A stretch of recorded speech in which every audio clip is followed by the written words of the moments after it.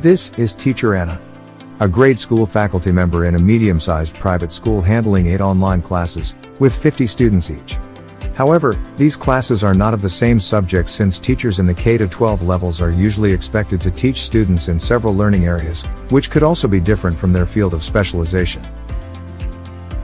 Because of this, Anna needs to do an extensive research about the subjects assigned to her, so she could prepare her instructional materials well, while also allocating time for her other administrative duties such as computing grades, preparing reports, and the like. According to the Department of Education, teachers spend at least 2 hours per day for these tasks, which sum up to around 400 hours of preparation time for the entire school year. But if there is only one set of competencies issued by DepEd, by which our students are to be measured, then why can't we have a single set of instructional materials, coupled with auto-graded assessments, and interactive and gamified learning activities that teachers coming from different schools around the country can use to effectively reduce their workload and free up much of their time for their family and personal lives? We bring you Cerebro, an e-learning solution that comes with ready-made instructional contents that teachers can just pull out from the platform to jumpstart their online teaching, and even interactive simulations that provide realistic virtual laboratory experiments to keep students engaged with learning the fun way. A video conferencing integration is also available, so teachers can easily start synchronous sessions right within the platform, while students with connectivity issues can download the printable modules so they can continue learning even when they are offline. School administrators can monitor what's happening in their virtual campus, examine the system's usage data, and determine end users' performance. Parents can see their children's activity scores and check their login times as well. So, if you are looking for the best solution for making teaching easier for all, schedule a call with our e-learning specialist now.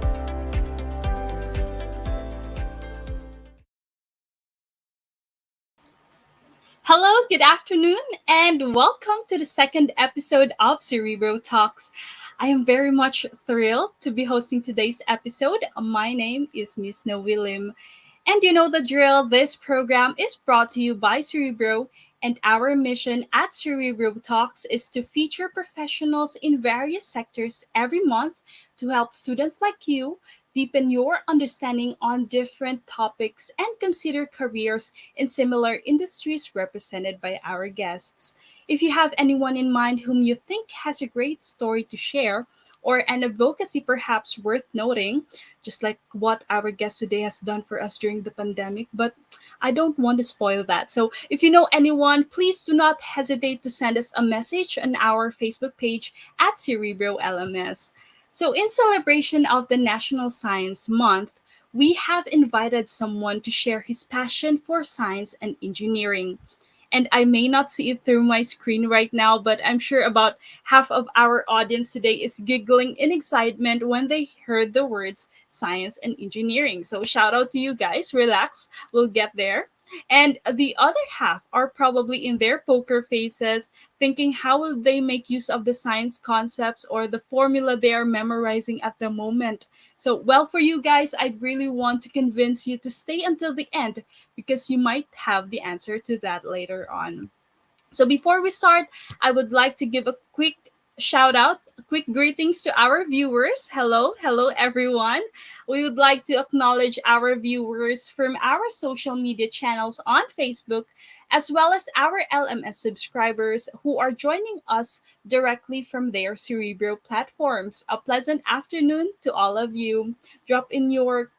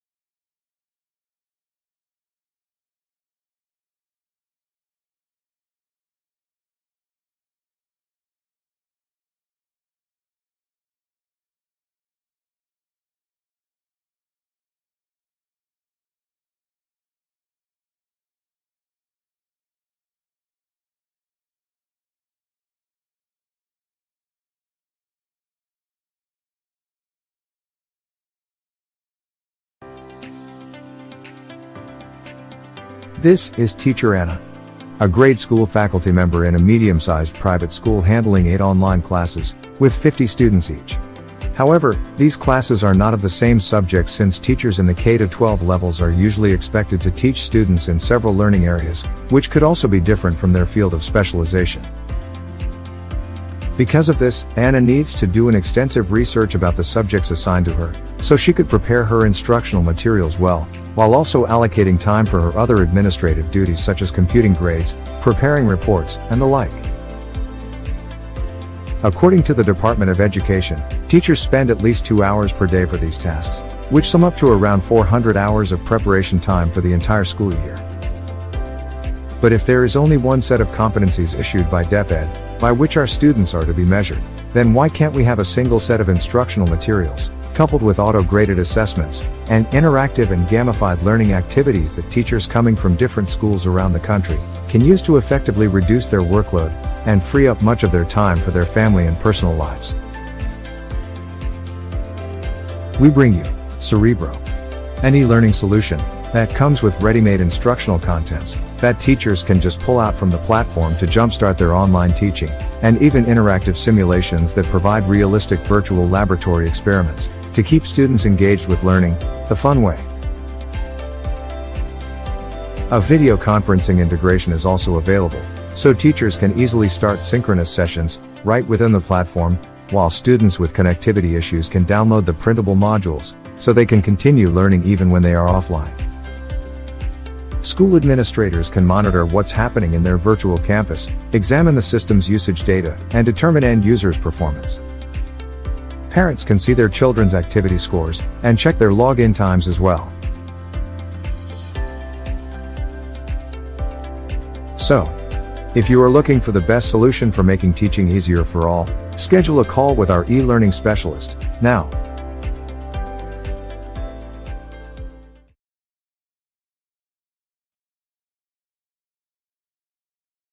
Hi everyone, good afternoon and welcome to this afternoon's edition of Cerebro Talks. I'm Justin and I'm the CEO of Cerebro, and I would like to give you a background of our advocacy at Cerebro and how we are helping schools to jumpstart online learning amidst the pandemic, and helping teachers to save up to 400 hours of preparation time per year.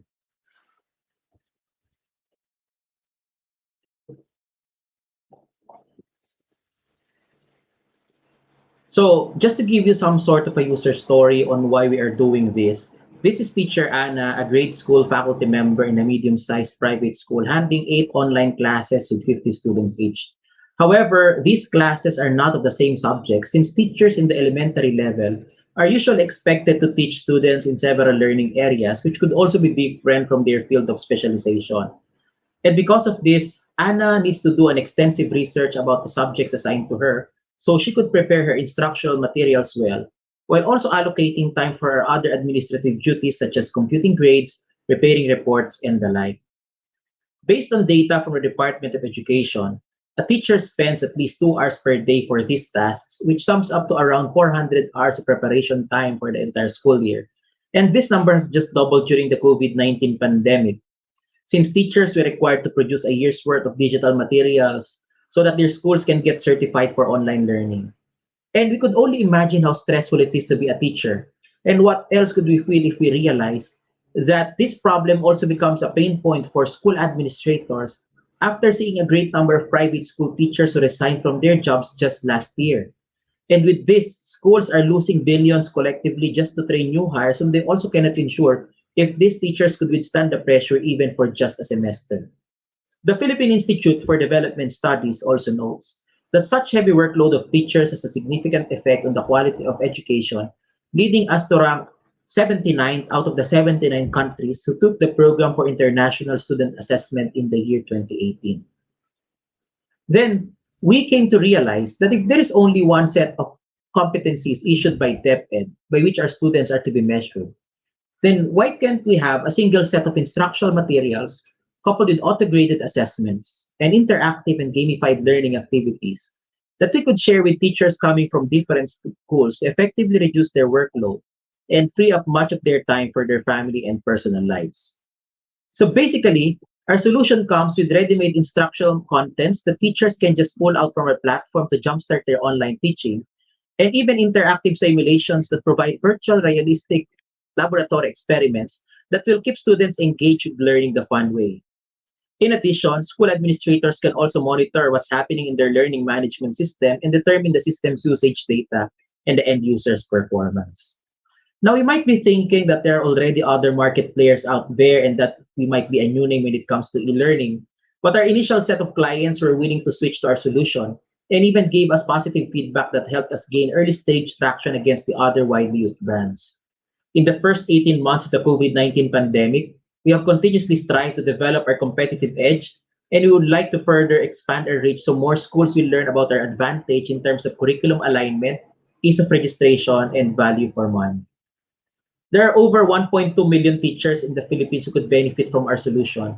And among this number, 300,000 are from the private school sector who do not enjoy access to the government's learning resource system.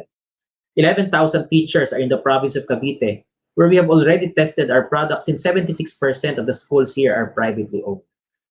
Sadly, there are about 865 private schools who had no choice but to close down during the pandemic just because they were not able to prepare digital materials and meet DepEd's minimum requirements for online learning. And this led to over 4,000 teachers losing their jobs and nearly 60,000 students who were either forced to transfer to other schools or to temporarily stop their education. At present, 13 schools with a combined total of about 8,000 users have subscribed to Cerebro at an institutional level, where 7 schools are from Cavite and another 6 are from other provinces to serve as our test markets for their respective areas in Metro Manila and Central Visayas. And this year, we are expecting a 2 times increase in the number of institutional clients that we have after we have received very positive feedback from our early stage adopters. A good 75% of our team is composed of licensed professional teachers. So our solution is something that is crafted by teachers for our fellow teachers. And we don't think that the other learning management system providers have the same experience from the field that we have, since we ourselves felt how it really is to be a teacher from the ground. We have already received several recognitions. First, we were hailed among the top 12 winners of the Idea Space Acceleration Program for the year 2020. Idea Space is the nonprofit startup accelerator of the MVP group of companies led by Mr. Manny V. Pangilinan as its chairman of the board. We were also among the top 20 rescue startups versus COVID-19 of Kubo Innovation Hub for solving an urgent problem during the pandemic, especially in the education sector. Kubo is a public-private partnership among Ideaspace, the Department of Trade and Industry, the Department of Science and Technology, and the JP Morgan Foundation. And just recently, earlier this year, we were chosen to be one of the incubatees of the DOST Tomasino Center, the technology business incubator of the University of Santo Tomas in partnership with the Department of Science and Technology. And we have been nominated among the best newcomers in the Philippines at the ASEAN Startup Awards, the Southeast Asian leg of the Global Rice Bowl Startup Awards. Individual teachers who are engaged in lesson planning or even parents who would like their children to learn their lessons in advance may directly register on our website and start accessing our materials there for free.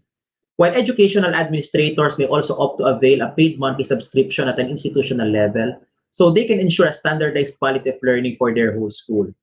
As for the price, our premium plans are actually 3 times lower than that of traditional textbooks. So overall, Cerebro is a cost-effective solution for jumpstarting online learning.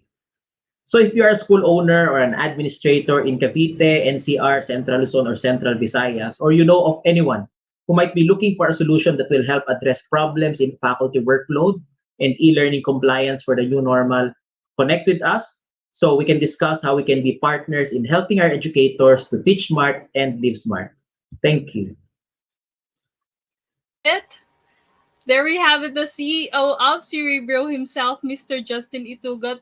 Thank you so much, sir. That's just awesome. Thank you for letting us know how Cerebro is a real game changer for our students, teachers, school administrators, and parents when it comes to online learning. If you just tuned in, Sir Justin shared that Cerebro helps teachers to jumpstart online teaching with the least preparation possible, allowing them to save up to 400 hours of preparation time per year. Well, that's possible only by through Cerebro's ready-made course preparations, presentations, auto-grade quizzes with question bank, interactive simulations, and printable modules. So if you're interested to avail Cerebro's services, just shoot a message at Cerebro's Facebook page. Wow, technology really does wonders and makes our lives easier. And what makes today even more awesome is our guest happens to be an expert at that. We will have so much to learn this afternoon, so let me try my best to summarize all the great things he's done and introduce him to you. Okay? So, our guest speaker is a professional mechanical engineer, and a certified safety officer. He is the assistant dean and a faculty researcher at the Faculty of Engineering at University of Santo Tomas since 2011 up until now. So looking back to where it started, he finished his bachelor's degree in mechanical engineering at Don Bosco Technical College and then took his master's in engineering program major in mechanical engineering at Mapua Institute of Technology. And as the living proof that learning never stops, he studied another master's degree at and this time in business administration, major in entrepreneurship at UST. And finally his doctorate degree in technology at Technological University of the Philippines. And just when you think all he does is study in school, you will be surprised by the things he does on the side. So, aside from all these, he has been very active in writing and doing research. His research area is on agricultural robotics and precision farming. He participates in various affiliations and speaking engagements and even publishing his own books. Yes, in plural form. He has published 5 books and engineering reviewers under Booklore Publishing Corporation. His latest innovation is the Lisa robot, a logistics indoor service assistant used in carrying medicines and other small items for COVID 19 patients in hospitals. It's no wonder why he's been awarded for his excellence. Some of his awards last year and this year alone are the number one Living Heroes, the J. Amado Araneta Foundation Innovator Series for the efforts done during the COVID-19 pandemic last May 2020. And just recently, he was awarded the Gregorio Y. Zara Award for Applied Research. Let's learn about his journey and his awesome inventions that he has done. Everyone, please help me welcome Dr. Anthony James C. Bautista. Yay! Hi, good Welcome afternoon. po. Yes po, welcome to Cerebro Talks, Dr. Anthony. Kumusta po? Doing great po, Ma'am Novi and students. Good afternoon. Thank you for that very generous introduction po, Ma'am. I tried my best po na i-summarize yung lahat. Actually, marami pa po akong dapat sabihin pero hindi na po siya nagkasya. Pero ano pong pinagkakaabalahan niyo po ngayon pandemic po, sir? Currently, I'm doing lectures in University of Santo Tomas and doing administrative works as assistant dean. And at the same time, I'm also doing research works for our DOST funded projects. Wow, loaded po yung schedule niyo, sir. Kaya sobrang happy po kami na napaunlakan niyo yung invitation namin. When I read your CV, sir, it seems to me na naging hobby niyo na po ang mag-aral ng mag-aral. But let's go back a little bit more and look back on your student life before college or nung during college po, sir. So, can you describe to us what kind of a student you were back then or what were your favorite subjects back then po? During my college days, I graduated from in Don Bosco Technical College. Uh, Mapapansin ko during my college days ay hindi naman ako ganun ka galing sa mathematics. But I'm very much willing to learn, do the dirty works, uh, give some extra time para maintindihan yung mga lectures ng prof. So, uh, through consistent effort, I believe naging ako na kahit papaano nakapasa naman ako ng mechanical engineering. I also my favorite subject during that time was machine shop kasi I really love tinkering and yung mga hands-on subjects. So yun yung mga nakahiligan kong subjects during my college days. That's quite an eye-opener, sir, no, na hindi po kayo masyadong math wizard back then nung nasa college kayo, but you took engineering. Kasi minsan, ang connotation ng mga students natin, iniiwasan nila yung course na engineering kasi iniisip nila hindi naman sila kagalingan sa math, mga ganung bagay. So, it's a good thing. Okay, taken from Dr. Anthony, hindi siya daw marunong masyado sa math dati, but he Oo. was very eager to learn at nakapasa siya ng kanyang licensure exam for mechanical engineering po, sir, no? So, Yes, opo. kaya ko po yun natanong dahil most of our viewers right now are students who are, and we are actually aiming na by the end of this webinar, magkaroon sila ng idea on how professionals like you worked on achieving the professional life that you have right now. So, nung student po ba kayo, sir, did you have a hint that you will work in the science field, or was it always your dream nung bata po kayo na sa school po kayo magtatrabaho, become a researcher, inventor / engineer? Uh, napansin ko na rin na I have some inclination in the academe, because nung college ako, minsan may nagpapaturo sa akin ng mga classmates ko, napapansin ko ay nahihilig din akong magturo ng mga simple subjects. Kung may mga assignments or may mga seat works, sometimes I also share or nagtuturo ako sa mga classmates ko. And nakita ko parang hindi ko alam kung tama yung naituturo ko, pero feeling ko parang effective naman dahil pag nag-exam kami, kahit papaano nakakakuha naman din ng matataas yung mga kaklase ko, tsaka pati ako syempre.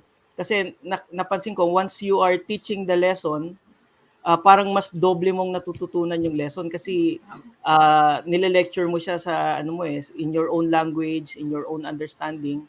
So tingin ko during that time, yun talaga ang parang naging parang inspiration ko to enter the academe.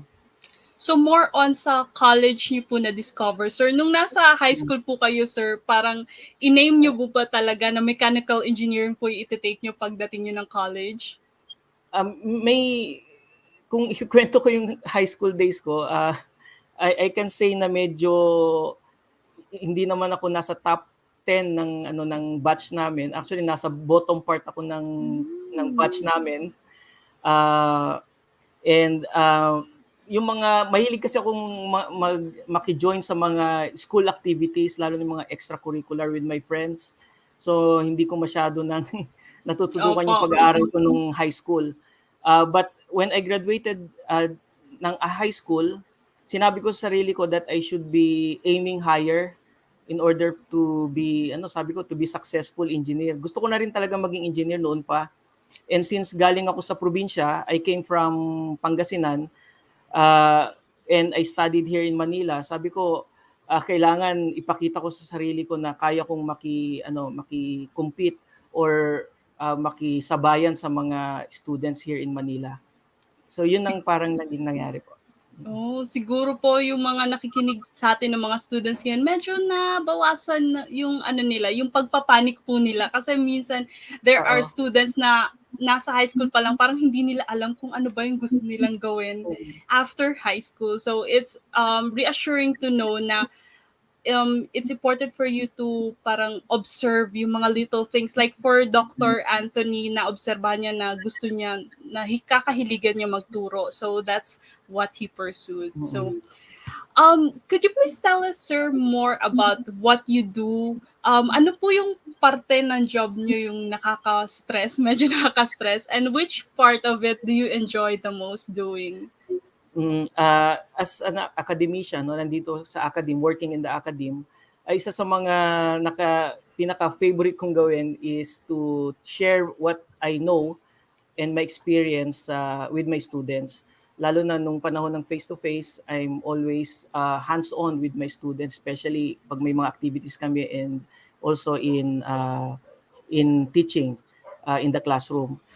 Isa rin sa mga masasabi kong gusto kong gawin in the academe is doing research. Kasi when you are doing research, especially in my case, I'm doing robotics, I'm leading projects in robotics, nai-express ko yung creativity ko.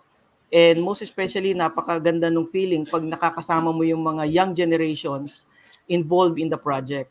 So I have 3 DOST funded projects right now. At I'm very happy na yung mga students ko are also involved in some of my works. And yung mga previous students ko naman ngayon ay mga research assistant na rin doon sa mga projects. So I can see na nagiging nagkakaroon na ng trickling effect yung ginagawa namin sa robotics. And naman in the admin side naman, since I'm newly appointed assistant din, I'm still studying or getting in touch pa doon sa mga work task as ng admin side. Ano naman po yung nakaka-stress po, sir, sa part ng mga lahat ng ginagawa niyo po ngayon sa professional life niyo, sir? If you can pinpoint one, parang feeling ko po kasi more on nag-enjoy po kayo, kaya medyo nahihirapan kayo i-pinpoint alin yung nakaka-stress. If you're talking of our situation right now, ang pinaka-stressful is lagi ka nakaharap sa computer. Unlike before, kasama mo yung mga students, no, nakikipag-usap ka face to face. Ngayon, most of the time nakaharap ka sa computer, nakaupo ka sa upuan, and then you're always reading PDF files. So yun yung mga stressful na part ngayon. But other than that, siyempre we have to adjust or adapt dito sa situation natin. Natututunan ko na rin mag-enjoy kasi I'm always also with my students in the lecture part dito sa online setting. Wow. Nabanggit niyo po, sir, may 3 kayong ginagawa ngayon as your work. Kung Yes. pipili kayo ng most favorite nyo out of the 3, out of being a professor, out of being a researcher, out of being the assistant dean, alin po kayo yung favorite nyo? I can say kung i-rate ko siya ng 1 to 3, 1 is yung pinaka-favorite ko. Pinaka-paborito ko maging teacher with my student. Second is yung work ko as a researcher. And third, since nag-a-adjust pa ako as newly appointed assistant dean, yun yung pangatlo. Pero syempre, since maganda rin ang position ko ngayon as assistant dean because mas malawak na yung scope ko and mas marami na akong nakikilalang students and different student organizations. Wow. So, top 1 po talaga yung teaching po, sir. Yes, So, I guess something we can learn from Dr. Anthony is kapag for our viewers who are students right now, baka medyo napapressure po silang mamili. Ano ba yung gusto nilang gawin in the future? Kasi akala nila mamimili lang sila ng isa, which is not the case. As you can see for Dr. Anthony, kahit isa lang yung course niya or nag-aral siya ng specialization, he can do various things aside from dun sa pinag-aralan niya. So maybe that's something you can also consider when you are choosing a career, yung flexibility ng mga magagawa nyo when you choose that career. So one of the recent projects po, sir, na nabasa ko po about sa inyo is you have the Lisa robot or the Logistic Indoor Service Assistant telepresence robot. Can you share to our viewers, medyo personally very interesting po siya for me. Can you share to our viewers po a bit about how the robot works or how long it took for you to conceptualize and bring the idea to life po? Thank you. Yung Lisa robot was conceptualized last year during the peak or yung pagkapasok lang ng COVID-19. So a friend of mine, his name is Dr. Rodrigo Calalang Santos from Pasig Doctors Medical Center. Actually, he's also my classmate in business administration. Since na-involved siya sa hospital, doon siya nagtatrabaho, he saw na nakita niya yung need for remote communication. So naisip niya, why not build a telepresence robot? So during that time, medyo may kamahalan yung mga ganong klase ng robot and hindi mo basta-basta mabibili yun eh. So he contacted me and asked me if I can build those things. So sabi ko naman, since my background is in agricultural robotics, gumagawa talaga kami ng robot eh. Yung mga tractors, we are converting it to a driverless type of hand tractor. So yun yung background ko talaga eh. So sabi ko, why not try it in a different field? this time sa service robots naman. So using the things or yung mga components namin na naiwan dun sa laboratory, and I'm very thankful with the University of Santo Tomas, yung university namin, for supporting our uh, yung goal namin to come up with the robot. Binigyan kami lahat ng access ng mga laboratory and other support na kailangan namin. And then we were able to do the robot. And that is the doon nag-umpisa yung Lisa robot. Actually hindi pa siya ganun ka very raw pa lang siya noon, very rough. So pero ngayon, based from the feedbacks na nakuha namin sa mga healthcare workers that were able to use the robot, nag-come up kami ng na-develop yung design until it is already ready or nasa level na siya ng mass production. So, last year po siya na-conceptualize po, sir. And then, how many weeks po or months does it take for you to build one robot, one Lisa robot po? Yung unang-unang version ng Lisa robot, since medyo madalian yun, no, it took us siguro mga 4 days to build it. Kasi nga mayroong urgent need during that time. So kahit na medyo gabi na, we are still working in developing the robot. So mga 4 days. And nung nag-develop pa kami na mas magaganda pa ng robot, syempre medyo gumaganda na. And yun, it will nag-take time na siguro mga 1 week to build one robot and so on. Wow! So, hindi po, ang nasa isip ko po actually is mga weeks or months. Pero for your team, 1 week lang po yung tinake para ma-build niyo po yung ako po, ang aking personal question naman po, how did you come up with the name po, sir? Siguro po may mga fanboys, fangirls tayo dito na mga students when they hear the word Lisa robot, parang ang nasa isip nila yung member ng Blackpink. So so I want to ask, sir, how do you come up with the name po for the robots?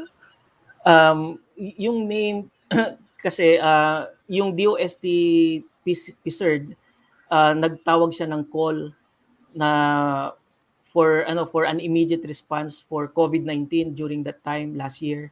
So ang isa sa mga parameters doon ay kailangan yung idea mo can meet some parameters. So isa doon is logistics. So we are thinking of name na baka pwedeng magkaroon ng matching sa logistics, at the same time maging parang hindi naman siya nakakatakot or hindi naman siya ganun ka intimidating sa mga Opo. gagamit. So we thought of yung typical name ng babae na parang angelic, di ba? So Yes. come up with Lisa, which stands for logistic indoor service assistant for healthcare workers. Opo, ang witty nga po ng name. Parang, pero yun po talaga unang pumasok sa isip ko, Blackpink. So, to break the theory, hindi Blackpink ang pinagmulan ng pangalan ng Lisa robot. So, in the future po, sir, ano pa po yung mga gusto nyong i-build ng mga technology or robots or mga inventions po? Meron po ba kayong parang bank ng mga possible things you want to build? Oo, kasi napansin din namin na ang robotics dito sa bansa natin is not that very popular. Pero maganda ngayon that our team is already starting it. Nagkakaroon na ng mga trickling effect. Ang mga ginagawa namin currently is first yung robotractor, yung first driverless hand tractor sa Pilipinas. Pangalawa is this more advanced version ng Lisa robot. And pangatlo is yung drone for water monitoring.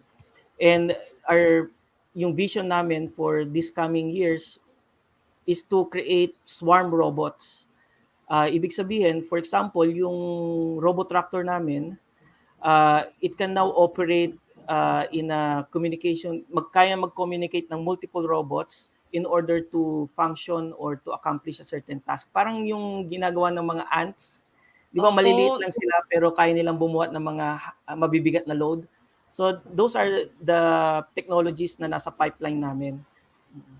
That's so interesting to know, sir. Actually, parang gusto ko na po mag-career shift bigla. But for our students, at least you Mhm. get an idea kung ano yung what's in store for you when you want to pursue robotics. Napakadami pang mga dapat parang solusyonan na problema through the technology that we have. So for our viewers who are viewing right now, if you will be given a chance to suggest kung ano yung gusto nyong invention na gawin ng team nila Dr. Anthony, ano kaya yon? So drop in sa comments kung ano yung mga suggestions ninyo sa mga robots, or baka may parang mga problema kayong nakikita nyo kailangan ng solusyon at robot ang makakagawa nito. Kindly drop down sa comments natin at babasahin natin yan. Tingnan natin kung papasa kay Dr. Anthony. So far, information overload po, and I'm sure our dear students and our viewers have a lot of questions in store for Dr. Anthony. So drop them sa comment section and we'll read them later on. Indeed, we need more people like Dr. Anthony in the Philippines. We need more scientists. No po, sir. Medyo konti po ba ang population ng scientists, researchers, inventors sa Philippines, sir? I mean, with the Yes po, ma'am. connections that you have po, parang konti po ba kayo sa community? Magkakakilala po ba kayo sa community? O medyo dumadami naman po sa tingin po ninyo? Sa personal observation ko, parang we need more scientists, lalo na yung mga young generations natin, especially yung mga gustong mag-endeavor sa robotics. So, isa sa mga ano namin yon, mga vision namin yon or advocacy namin yon is to inspire yung mga young generations natin to do robotics. Kasi I've been to other countries, no? Nag-aral din ako sa ibang bansa. And napansin ko, we are really lagging behind in terms of the application sa robotics. Kaya I hope yung mga nakikinig ngayon, no, why not endeavor in this field of robotics? Very exciting siya. Tama po, sir. So if you're interested to join the group, the scientist squad ni Dr. Anthony, let's learn more from Dr. Anthony. Pero before that, let's take a short break. Thank you, sir. This is Teacher Anna, a grade school faculty member in a medium-sized private school handling 8 online classes, with 50 students each. However, these classes are not of the same subjects since teachers in the K-12 levels are usually expected to teach students in several learning areas, which could also be different from their field of specialization. Because of this, Anna needs to do an extensive research about the subjects assigned to her, so she could prepare her instructional materials well, while also allocating time for her other administrative duties such as computing grades, preparing reports, and the like. According to the Department of Education, teachers spend at least 2 hours per day for these tasks, which sum up to around 400 hours of preparation time for the entire school year. But if there is only one set of competencies issued by DepEd, by which our students are to be measured, then why can't we have a single set of instructional materials, coupled with auto-graded assessments, and interactive and gamified learning activities that teachers coming from different schools around the country can use to effectively reduce their workload and free up much of their time for their family and personal lives? We bring you Cerebro, an e-learning solution that comes with ready-made instructional contents that teachers can just pull out from the platform to jumpstart their online teaching, and even interactive simulations that provide realistic virtual laboratory experiments to keep students engaged with learning the fun way. A video conferencing integration is also available, so teachers can easily start synchronous sessions right within the platform, while students with connectivity issues can download the printable modules so they can continue learning even when they are offline. School administrators can monitor what's happening in their virtual campus, examine the system's usage data, and determine end users' performance. Parents can see their children's activity scores and check their login times as well. So, if you are looking for the best solution for making teaching easier for all, schedule a call with our e-learning specialist now.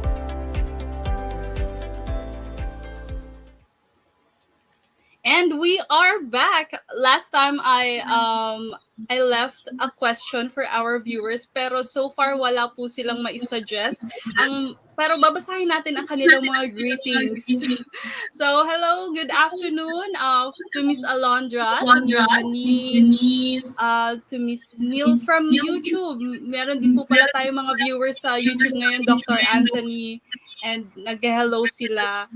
We have from Miss Hazel Grace, Miss Charmaine, and from Miss Alondra, sabi niya, interesting po talaga ang Lisa robot.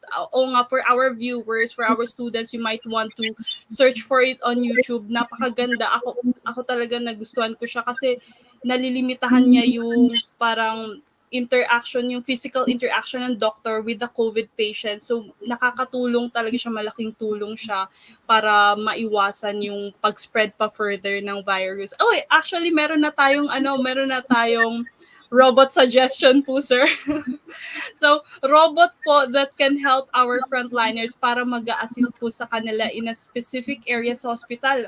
Actually, Miss Alay, yan yung, sir, sa Lisa robot, yan yung isa sa mga objectives po nun. Yes, ma'am. So, idea mo palang nagawa na siya ni Dr. Anthony. And also, ako, nag-isip-isip din po ako actually. Ang pinaka gusto ko po talagang siguro technology na hindi ko po sure kung meron na po ngayon. Yung nag-eyeglasses po kasi ako, sir.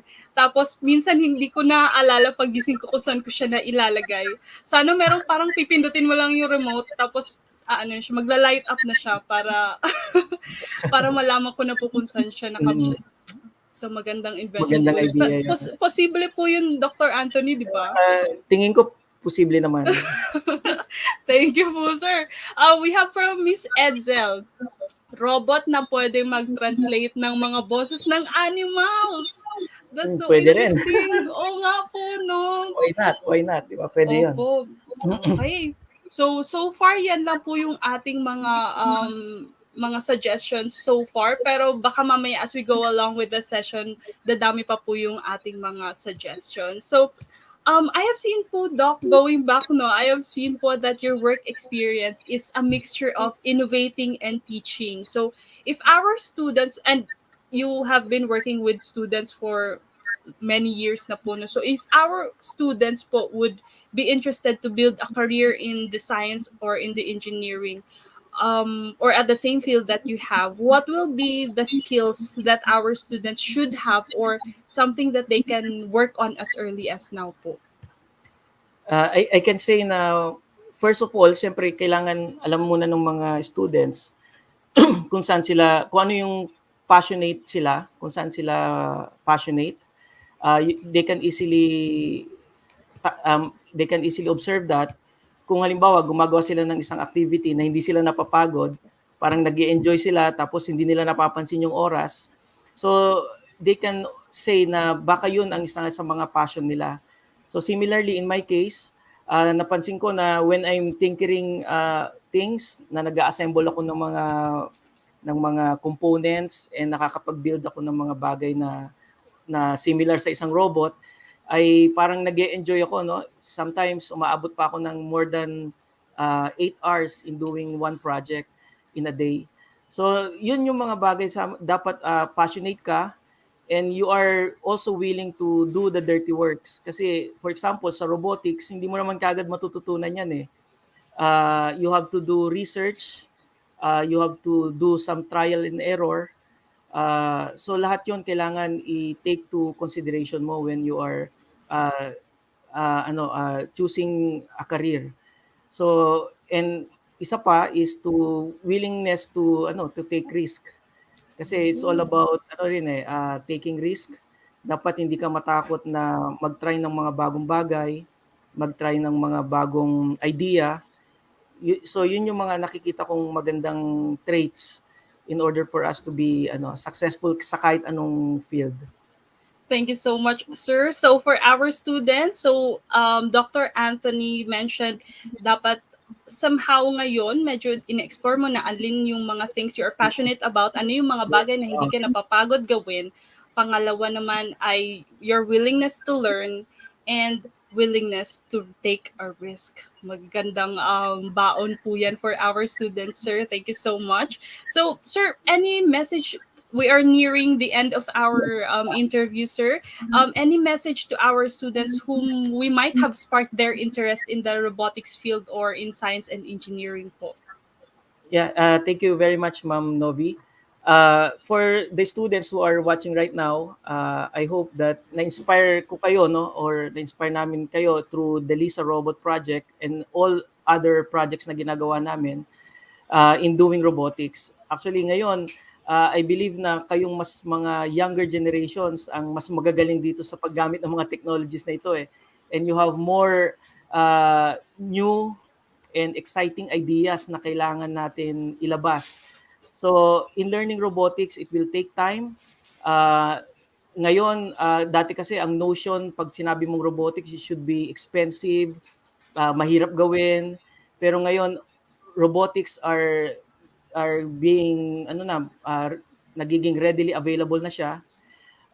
Actually, in our team, sa team namin, we are putting up, we actually put up a website. It is philrobotics.com. It is readily available right now. Libre siya na pwedeng i-access ng mga students natin just for them to learn the basics of robotics. So isa 'yun sa mga advocacies namin kasi na ma-inspire yung mga bata na magsubok or mag-endeavor sa area ng robotics. So I hope through that website, again, philrobotics.com, ay matulungan namin kayo or ma-trigger namin ang interest nyo in the area of robotics. Ayan. Tama po, sir. Nasa screen po natin of philrobotics.com. That's FIL robotics.com. Ayan. So, for our student viewers, be sure to check that out if ever man na naging interested kayo in robotics through this webinar, which we hope really, kasi as what Dr. Anthony said, sa field medyo konti pa lang ang mga nagpo-pursue nito. So, if you want to do something new, this is the way to go. So now we are open for questions. I hope medyo may energy po kayo, sir, para sagutin yung ating mga questions natin, sir. Let's see sa ating chat box. What is the purpose of creating the robot? I think for the Lisa robot po ito, sir. Yun yung tanong ng ating viewer po, sir. Yes, magandang tanong 'yan. Ang robot kasi ginagawa natin in order to as an aid or a helping hand sa mga humans para malayo sila sa work that are dangerous, dirty and dull. So for example, yung Lisa robot expose yung mga healthcare workers sa possible cross-contamination. So gusto natin mailayo sila sa ganong environment. That's why pwedeng robot ang papuntahin natin doon. Another example is yung farmers natin that are operating the hand tractor.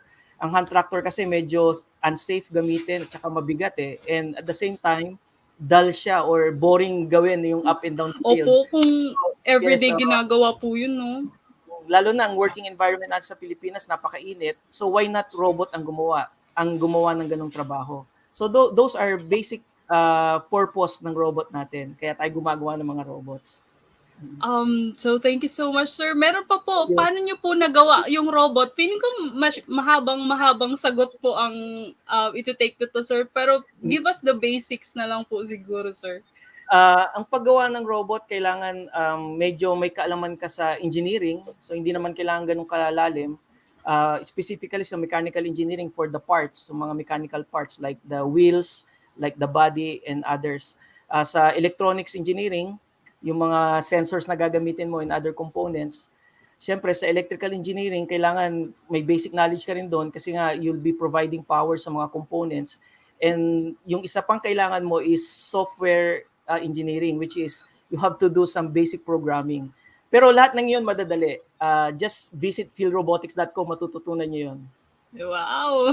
So, ang smooth po nung transition. philrobotics.com. Nakakatakot ba yung robot? Sa lahat naman ng robot na ginawa namin, hindi pa naman kami natatakot. Kasi we are parang pina-prioritize namin ng safety. So ibig sabihin, kung magkaroon man ng towards or unexpected event na gawin yung robot, you can easily stop it. So may mga safety buttons yan, safety sensors and so on. So hindi siya nakakatakot. Opo. Actually related po yung medyo next na question. Katabi mo ba yung robot? Creepy ba? May nagtanong po. Ito mga Robots to. po ba yan, sir? These are prototypes. Wow. These are prototype robot. Kung makikita mo ito, this is the prototype of the robot tractor. So bago namin ginawa yung actual tractor, ito muna yung pinag-aralan namin. So it doesn't matter kung gumagawa ka ng maliit na robot or malaking robot, pareho lang yon kasi it has all the components necessary to run a robot tractor yung ginagawa namin. And this one, another one is, meron akong prototype ng drone dito. Drone. Yes, gumagawa kasi kami ng malaking drone for water quality monitoring. So we are testing it in a prototype, small prototype, para kahit mag-crash siya, hindi naman ganoon ka dangerous. So yeah. Hindi naman siya creepy. Opo, no, in terms of creepy levels, hindi naman po. Now that we have a closer look of the robots. We have one from Lucy. I think, will robots learn to feel emotions in the future? Yes, I think so. Lalo na ngayon, meron ng artificial intelligence. That is possible. Kung manunod ka ng mga YouTube videos or mga other resources, meron nang gumagawa niyan. It's possible. Opo, feeling ko dun po nang galing yung question na kung creepy po ba yung robots. Kasi di ba po sa mga movies, parang nagpapaksyon po sila para talunin yung mga tao. Pero ano naman, in-ensure naman tayo ni Dr. Anthony that they have the mechanics para mabilis silang ma-stop yung robot if ever may untowards behavior. We also have one, magastos po ba sa paggawa ng robot, sir? It depends. Kaya gumagawa muna kami ng mga robot prototype tulad ng mga pinakita kong maliliit na robot in order for us to test yung mga sensors and others. Pero once na ginawa mo na siya sa actual, syempre gagamit ka na ng more accurate na sensors, doon medyo tumataas ang price. Pero like what I said, as a beginner, pwede ka naman mag-start doon sa mga fundamental or yung mga readily available components na mabibili mo sa online or other online selling platforms. Kasi kami gumagawa kami ng mga actual na talaga yung mga na nag-ooperate sa actual field, so kailangan namin ng mga high accuracy sensors, kaya medyo nagmamahal siya. And also po, sir, di ba po, yung in terms of your work naman po, yung mga robots na ginagawa po ninyo is funded naman po by an organization? Yes, funded siya, but I'm very happy na we are funded by the Department of Science and Technology. But of course, kung mag-start ka ng robotics, you have to start from your own funding to build your idea, and from there, makakaisip ka na ng mga malalaking idea that you can also present to any funding agencies. Yun, thank you po. Eto na nga, sabi ko na nga po ba lalabas po tong question na to. Fan po ba kayo ng Blackpink? Nakikita ko yan pero hindi masyado. Na-break na namin yung theory, guys. Hindi galing sa Blackpink yung Lisa Robot. So, Lisa Robot siya, hindi siya Liza Robot. And also, ano po ang itsura ng robot? I think Dr. Anthony already showed you yung drone prototype and also yung sa tractor prototype. So I hope you enjoyed that. My version 2 po. Version 2. I think for the Lisa robot po, sir, kung may version 2 po ba? Currently, may ginagawa kaming higher version ng Lisa robot. Kasi yung lumalabas na Lisa robot na for healthcare workers ngayon are remote controlled robot. Yun yung pinaka-basic system for any robots, yung radio controlled robot, yung mga similar sa mga remote controlled vehicles. So yun. Right now, gumagawa kami ng higher version, which means autonomous na yung robot. So you can click doon sa map ng facility, and yung robot na mismo ang pupunta doon automatically. Wow, that's so nice. Parang hindi po ma-wrap around ng brain ko kung paano po yung nag-work, pero for yes, sure. Kaya naman, yung mga students natin, if you will pursue robotics, maiintindihan nyo rin yon. Instead of building a Lisa robot, may ginagawa pa rin po ba kayo na bagong teknolohiya o bagong robot? I think Dr. Anthony already Mhm. mentioned it po no a while ago. Uh, Marami siyang in store. Ngayon kasi most of my research assistants are doing the projects na nililid ko. So that's part of my ano rin advocacy to inspire them to to endeavor in research and in robotics. In my side naman, gumagawa na rin ako ng mga iba't ibang prototypes in my free time. For example, yung swarm robots, I'm starting doing it in my free time. Wow. I think po sir, marami po talaga kayo na spark yung interest sa robotics kasi I I hope think so. so Oo. far nasa mga almost 20 questions na po yung Ah, nasasagot natin, and these are from the students sa Cerebro yes. LMS po natin. So that's Mm. so nice, guys. We have here a very technical question po sir. What is artificial intelligence po or AI? Uh, artificial intelligence from the word itself, yung robot ay it can think by itself and make decision by itself based from its experience. So halimbawa, nilagay mo yung isang robot sa isang environment, uh, i isi-save niya lahat yung mga experiences niya doon sa isang sa isang memory, and then pag na-encounter niya uli yung experience na yon, it can create or make its own decision. Mm. Oh, I hope we answered your question, Mr. or Miss Anonymous. We have from Sir J. Do you see your group partnering with schools, college, or high school in your future endeavors in innovating and creating new things to benefit our society? Yes, actually we are partnering with other agencies. Marami kaming partner na government agencies. For example, sa uh, Robotractor, we are in partnership with International Rice Research Institute and PhilRice. Sa Lisa Robot, we are in partner with Accenture, with other hospitals. Uh, Doon naman sa Aquadrone, we are in partner with the Bureau of Fisheries and Aquatic Resources and so on. So, in-encourage talaga ng grupo namin or ng team namin to have partnerships not only with private agencies but also other government agencies, syempre na rin sa mga other schools na interested na mag-partner sa amin. Oo nga po, sana po mag-materialize po yan no, para medyo ma-ensure na po natin talaga yung pag-transition ng students natin to Yes, robotics sana in the nga eh. future. We have one from Lucy. Siguro po suggestion niya po ito sir, yung sa question natin kanina, suggestion ng robot. Robot police dogs. Oo, kayang-kayang gawin ni Lucy yan. Yes, oo. Ikaw na daw, Ah, Lucy, dahil ikaw yung nakaisip. But mm, parang posible po yun, no po, sir, kasi parang ide-detect niya yung drugs ng robot, tapos mag-a-alert siya. Pwede. Oo, why not, Lucy? O, try mo. No. Oo. Yes. You can start with the basics, fundamentals ng yung let's say, line following robot. Pwede ka mag-start doon and then you can add sensors para maging siya, dog robot, di ba? Opo. Sana lagyan niya po ng robot ears. Mm. We have another question. Are there any advantages of using robots po, sir? In my experience, isa sa mga disadvantage niya, siyempre, are the accuracy of sensors. Doon ka talaga magkakaroon ng challenge because pagka mas accurate yung ilalagay mong yung sensor, mas tataas ang cost. And for example, dun sa project namin ginagawa namin na Robotractor, we have to balance the cost and the effectivity of or the effectiveness of the whole robot. Kasi mga farmers ang gagamit nito eh. So we have to balance it. So doon kami nagkakaroon ng isang challenge doon sa paggawa ng robot.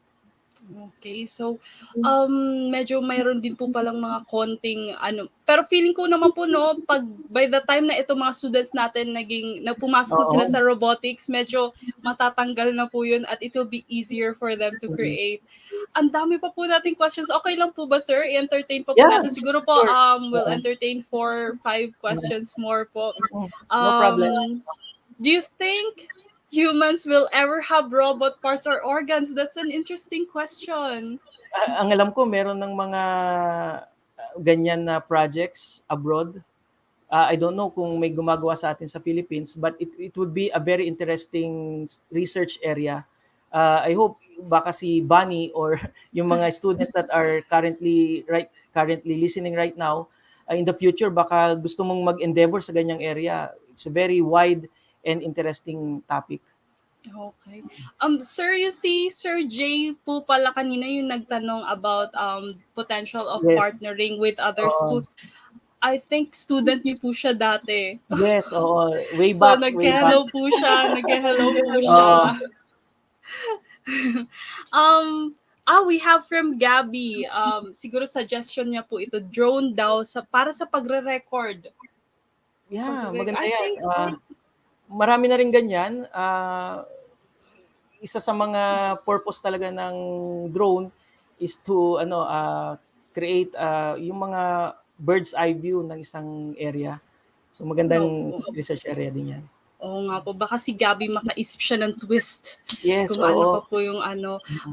Ayun, we have here, ito, ano po sir, medyo interesting na question at feeling ko po kakapanood niya po ng movies kaya siya na kaya siya na inspire na itanong itong question na to.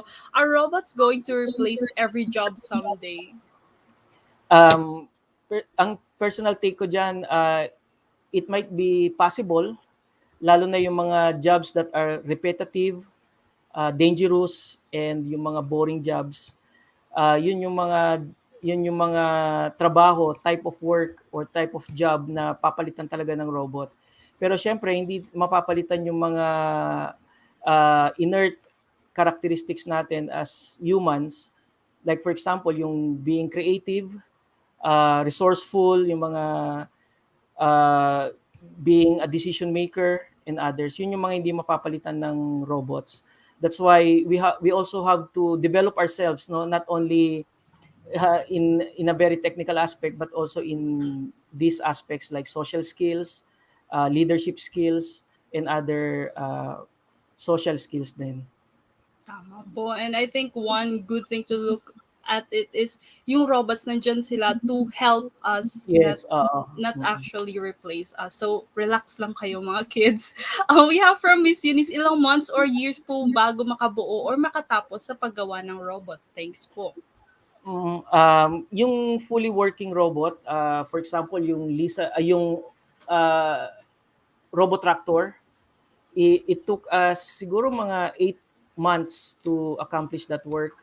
Yung talagang robot na will perform doon sa actual field. Kasi ang ginawa namin sa robot tractor is magbungkal siya ng lupa sa actual field.